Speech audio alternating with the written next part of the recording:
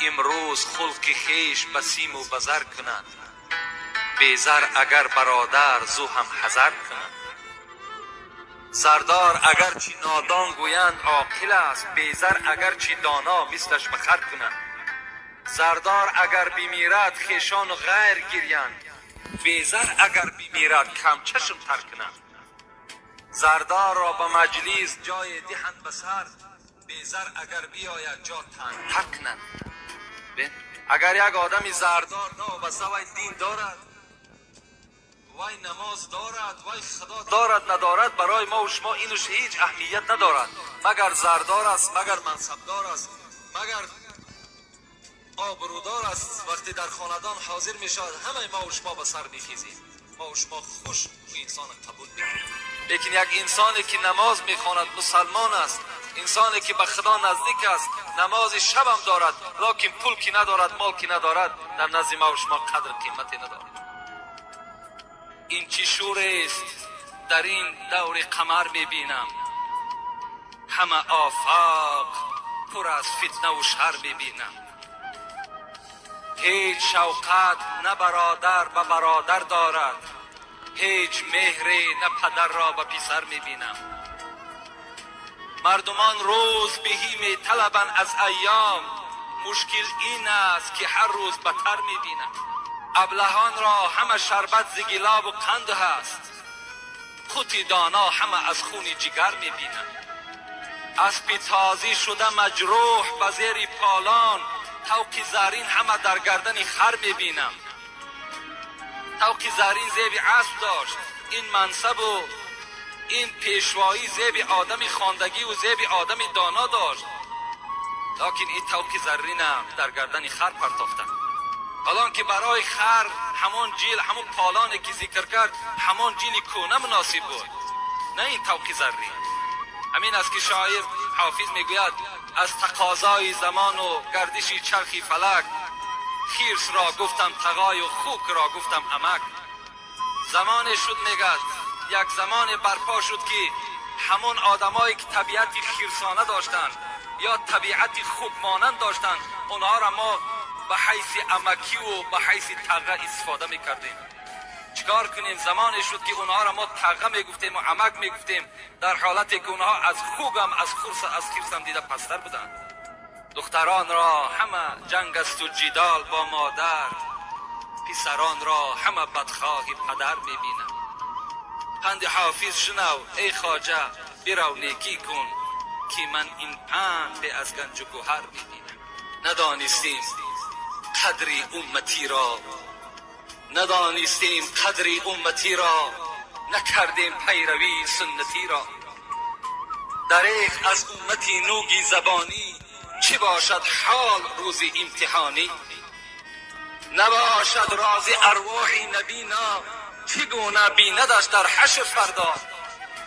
قطار امتان خواند چه خوب است، قطار امتان خواند چه خوب است، وگرنه مشکل اهل ذنوب است. اگر در حشر گرداند ز تو روی، ندارد سود آنجا صد کنی موی. ز صدق دل به احمد پیروی کن، حضرت مولوی میگوید ز صدق دل به احمد پیروی کن، مشو نوگی زبانی امتی کن. اگر امت میشوی، اگر مسلمان میشوی، صدقا مسلمان شو، زیرا خدای تو میگوید و من کفر فان الله غنی حمید.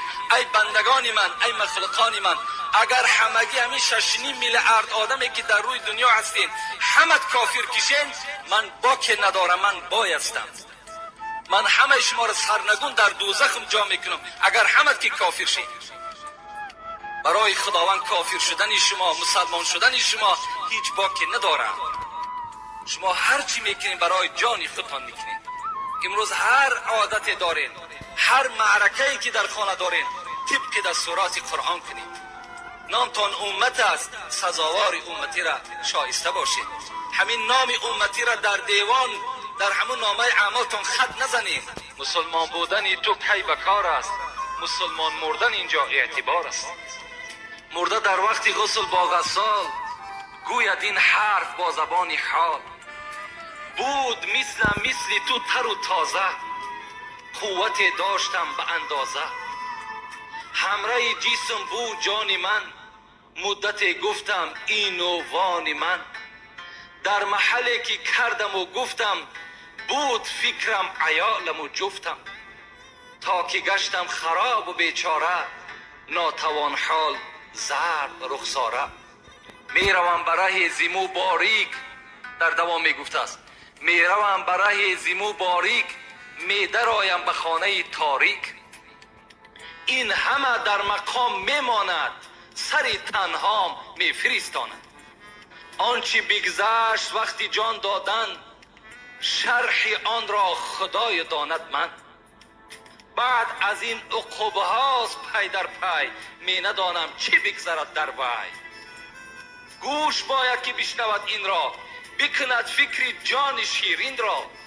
برای این سخنها گوش در کار، گوشی سر با جمله حیوان همدم است، گوشی دل مخصوص نسل آدم است. برای این سخنها گوش دل لازم، گوش باید که بشنود این را، بکند فکر جان شیرین را. چشم باید عبرتش بیند، بر سر جاده عمل شیند. با چشم میبینی مرده را میشوی، با چشم میبینی تابوت را میبرداری، با چشم میبینی مرده را در لحد جا میکنی. لکن تعجب آور است که خود عبرت نمیگیری، خود به خود نمیای که فردا من هم داخل این قبر هستم. من هم البته یک مرده شوی را بهر من میکوبند. این شب به یاد ما و شما نمیاد. چشم باید عبرتش بیند، بر سر جاده عمل شیند. عقل باید کار فرماید، مرده را بیند و به خود آید. مخند اینجا که مژگان تو گریان است در فردا، اگر ریزی در اینجا اشک خندان است در فردا. به اندوه قیامت زرد کن رخساره گلگون، بسان شمس انور ماه تابان است در فردا.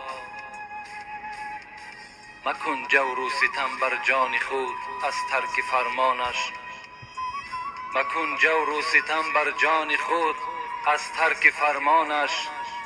به غیر عقبه ها 7 درک سوزان است در فردا. خدا رحمت و مغفرتش کند. و خدا قسم همه آیت است، همه حدیث است. مکن جور و ستم بر جان خود از ترک فرمانش، به غیر عقبه ها 7 درک سوزان است در فردا.